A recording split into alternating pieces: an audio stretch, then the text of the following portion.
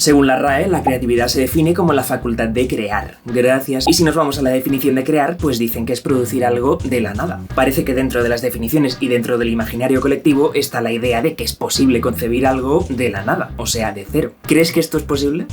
Yo creo que no. Y te lo voy a argumentar desde la psicología del aprendizaje y la memoria con ejemplos de música, de pintura y de cine. Y a lo mejor al final proponemos a la RAE una definición más adecuada.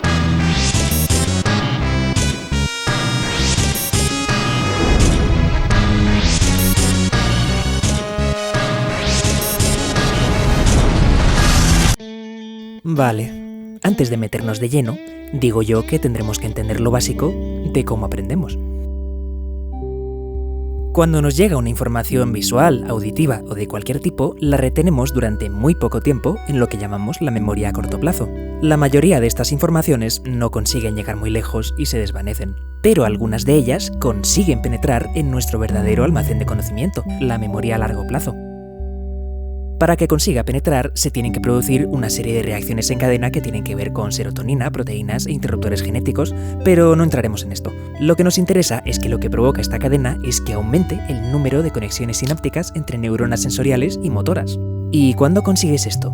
Pues cuando el aprendizaje te sirve para algo y cuando puedes encajarlo en un conocimiento previo relacionado. Si estas dos cosas se cumplen, lo que suele ocurrir es que la información entra y permanece. Pero no se queda flotando por su cuenta, aislado y sin relación con nada, sino que se encaja en una estructura jerárquica formada por otros aprendizajes relacionados que le sirve de base. Por ejemplo, este niño acaba de aprender a tocar un riff de guitarra. Ese aprendizaje se ha depositado sobre aprendizajes más básicos que ya tenía de antes, como las posiciones de ese par de acordes o la técnica púa contra púa. Antes de grabar esto he grabado una pequeña pieza de guitarra de 20 segundos para que nos sirva como ejemplo. La premisa era dejar la mente en blanco y no pensar en nada. Vamos, lo primero que saliera.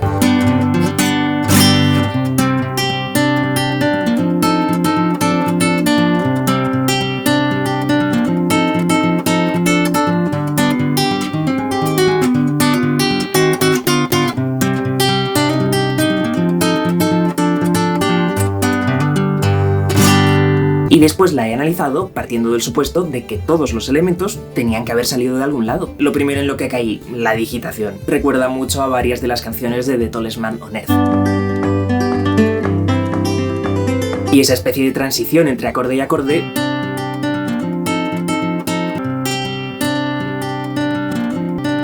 me sonaba mucho y al final caí en que había salido de este tema de Noah and the Whale. Los acordes relativos a cejilla son la segunda y re séptima menor. Esa progresión se parece mucho a esta canción de Tiger Lou.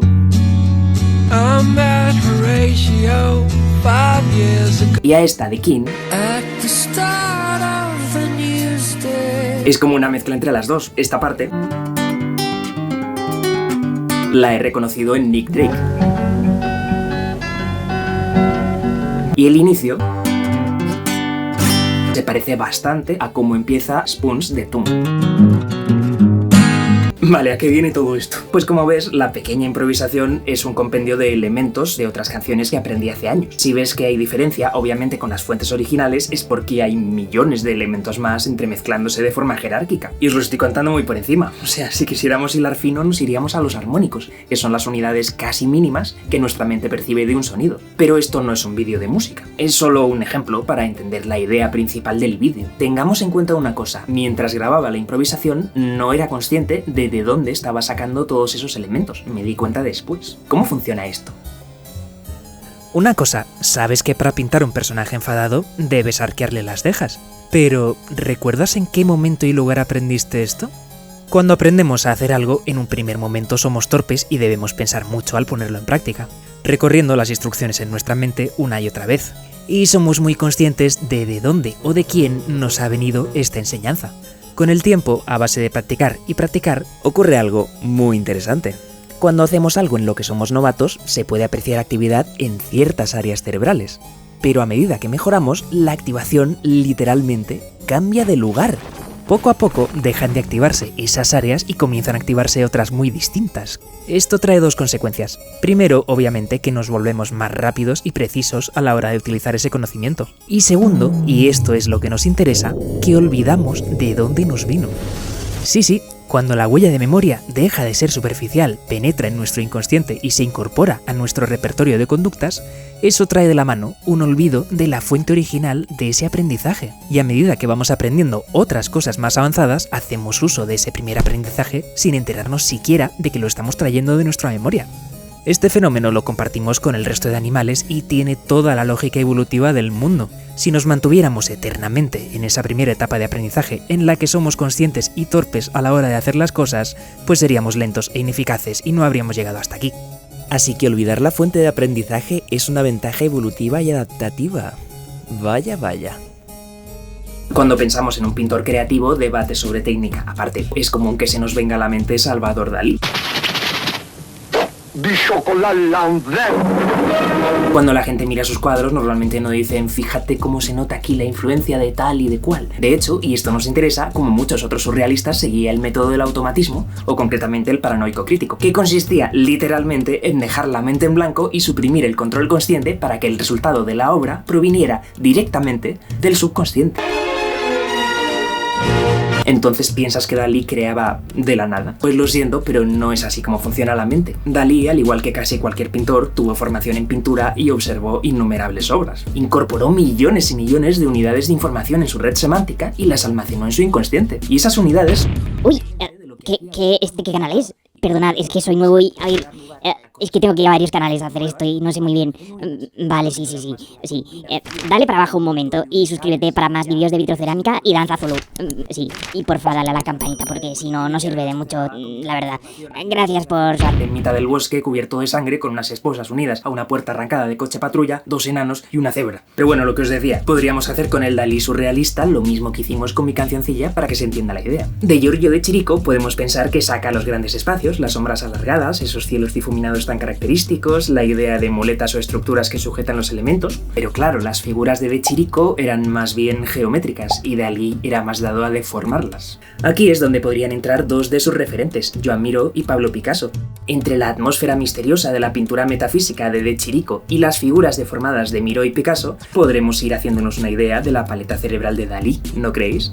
Pero obviamente hay mucho más, claro. Dalí admiraba mucho a Velázquez, de ahí salen seguramente los claroscuros y la perspectiva cónica. En fin, podríamos hacer como los armónicos y llegar a las unidades básicas, pero esto no es un vídeo de pintura. Lo que os quiero decir a fin de cuentas es que cada cuadro de Dalí se puede dividir en millones de microelementos que él tenía presentes en su memoria a largo plazo y que había sacado consciente o inconscientemente de cosas que él había visto previamente. Pero, ¿y la temática? ¿A qué venían todos esos elementos oníricos y los relojes derritiéndose y todo eso? Pues resulta que Dalí se interesó mucho por la teoría de la relatividad de Einstein y el psicoanálisis de Freud. A este segundo incluso le llegó a conocer, y si lo pensáis tiene bastante sentido tal para cual. ¿Cómo puede ser que elementos de otras disciplinas artísticas o incluso de fuera del mundo del arte hayan terminado siendo elementos de la paleta mental de alguien para pintar un cuadro? En un inicio se pensaba que las ideas se almacenaban en forma lingüística, en la lengua nativa de cada hablante. Pero durante el siglo pasado, una serie de experimentos demostraron algo muy distinto. La investigación cognitiva del aprendizaje demostró científicamente que no almacenamos la información en nuestra memoria en su forma lingüística, sino según su significado. Posteriormente se descubrieron otros 2 elementos básicos más, las imágenes, que son relaciones espaciales de orientación y distancia entre elementos, y las cadenas temporales, que codifican el orden en que percibimos distintas informaciones. Es decir, cualquier concepto, idea o recuerdo es una compleja combinación de estos 3 elementos básicos. Y rizando más el rizo, según el modelo de funcionamiento neuronal conocido como conexionismo, tendríamos una serie de unidades fijas, trillones por supuesto, y que nos viniera a la conciencia una idea u otra dependería de cuáles se han activado y combinado entre sí y con qué intensidad. Y por otro lado, ya para rematar, tenemos la investigación en cognición inconsciente, que lo que viene a demostrar en esencia es que procesamos y almacenamos muchísima más información de la que somos conscientes. Vamos, que te aseguro que a lo largo de tu vida has aprendido millones de unidades de información a las que no prestaste atención en ningún momento y que solo pasaron por cualquiera de tus sentidos de forma periférica. De hecho, se ha demostrado que incluso las personas que sufren visión ciega, un fenómeno por el cual no pueden tomar conciencia de lo que ven por un daño en el lóbulo occipital, procesan los estímulos y los almacenan en su memoria inconscientemente. Lo que se desprende de esto para el tema que nos ocupa es muy potente. Cuando pintas, por ejemplo, un cuadro, no solamente estás activando tu red semántica relacionada con la pintura, sino con absolutamente todo. Al igual que cuando comemos todo acaba convertido en proteínas, hidratos, grasas, minerales o vitaminas, todo lo que percibimos acaba convertido en significado, espacio y tiempo. Y si encima añadimos todo aquello que ha entrado sin que nos diéramos cuenta, imaginad. De aquí podría salir una hipótesis de por qué soñamos cosas tan raras que en la vida hemos visto. Acordaos del conexionismo, de cómo las combinaciones de unidades de información pueden ser infinitas. Pero centrémonos en nuestro tema. Por esto se dice que Freud influenció a Dalí o que los cuadros de Bruegel sirvieron de inspiración para los Fleet Foxes. La información que utilizas inconscientemente al crear algo puede haber venido literalmente de cualquier sitio. Por tanto, que sepas que cada vez que creas algo y piensas que estás siendo súper creativo, realmente tu obra es solo un conjunto de millones de microplagios, en el mejor de los casos, inconscientes. No es posible crear nada de cero y por tanto no existe la creatividad en el arte tal y como la define la RAE. Percibimos millones de cosas durante nuestra vida, tanto consciente como inconscientemente, las procesamos y almacenamos desfragmentadas y a la hora de crear las combinamos. Pero la clave está en que nunca hay nada nuevo. A ver, lo que queremos decir cuando decimos que algo es muy creativo es que sus microplagios son muy difíciles de detectar. Es decir, sería como una escala. En un extremo estaría coger una obra y fusilártela con mucho rostro. Véase, por ejemplo, Quarantine, la versión estadounidense de Rec. Aquí han utilizado absolutamente todos los bloques de unidades de las redes semánticas que se utilizaron para crear la original. Por tanto, es muy evidente y no lo interpretamos como una obra creativa. En mitad de la escala podríamos situar a Tarantino, que coge elementos estéticos, rítmicos y narrativos de múltiples fuentes y de muchas épocas. Hay algunas que son bastante evidentes y otras que requieren un análisis más detallado. Y en el otro extremo, pues cualquier obra de estas que llamamos rompedoras, pioneras, sin precedentes. Pero es que ni siquiera estas obras salen de la nada. El truco está en que se están utilizando unidades de información de muchísimas obras y tan desfragmentadas que es imposible rastrear de dónde ha salido cada una. De hecho, podría decirse, irónicamente, que cuanto más creativa parezca la obra, de más sitios está plagiando. Y por supuesto, en estas creaciones el artista suele traer las unidades de su inconsciente. Ni siquiera él sabe a ciencia cierta de dónde han salido sus ideas. Ah, vale. Creo que ya lo entiendo. Es como si de repente alguien decide ponerse a hacer vídeos en YouTube y se coge los monigotes de Quantum Fracture, las transiciones de Visual Quality, los personajes animados de la obra chanante. Vale. Creo que se ha entendido el ejemplo ya.